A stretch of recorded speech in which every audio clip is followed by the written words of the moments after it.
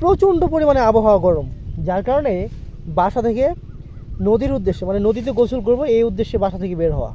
আমাদের বাসা থেকে 1 কিলোমিটার দূরে নদী আছে, আর এই নদীতে গোসল করতে এসে নদী পার হয়ে একটা সুন্দর জায়গা আছে, ফাঁকা মাঠ, আর সেইখানে এসে আমরা বলতে পারেন যে ক্লান্ত হয়ে গেছি, বিশ্রাম নিচ্ছি।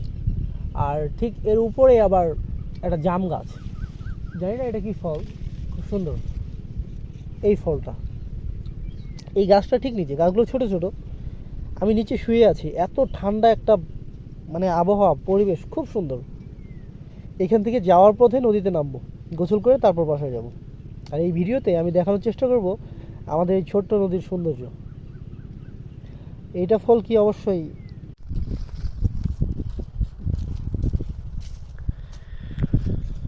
পুরো ফাঁকা মাঠে এরকম একটা ঘর একদম ন্যাচারাল হাওয়া পাওয়ার জন্য উপযুক্ত।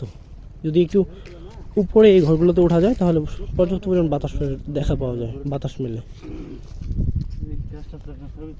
খুব ঠান্ডা একটা জায়গা। ওয়াও কি বাত। এটা কি নাম এই গাছের? কি গাছ এটা?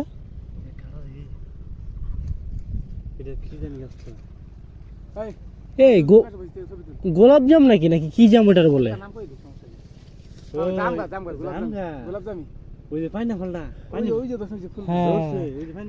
জামরুল না কি যেন বলে সেই।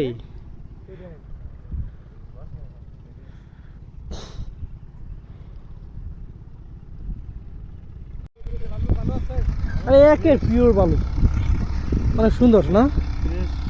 ভালো কি একবার ফেস ভালো, একবার ফেস ভালো। अबे यार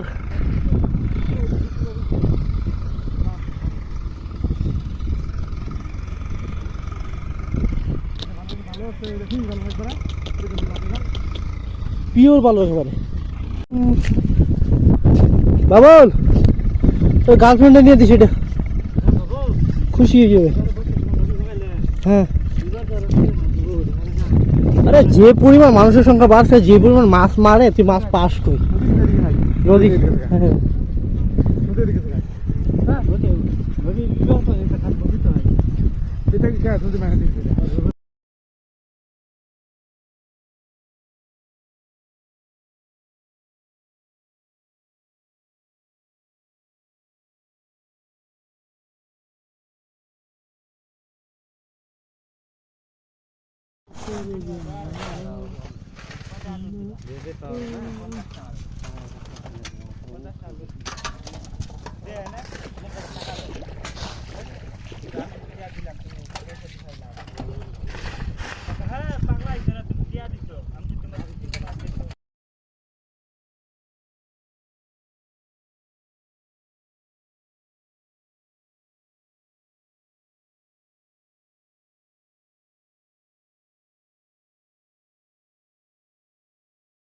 তোরা তাহলে হয়েছে, তাহলে তো হয়েছে পছন্দ তারা না করে আমনে করলে কেন, আমনে করলে কেন না?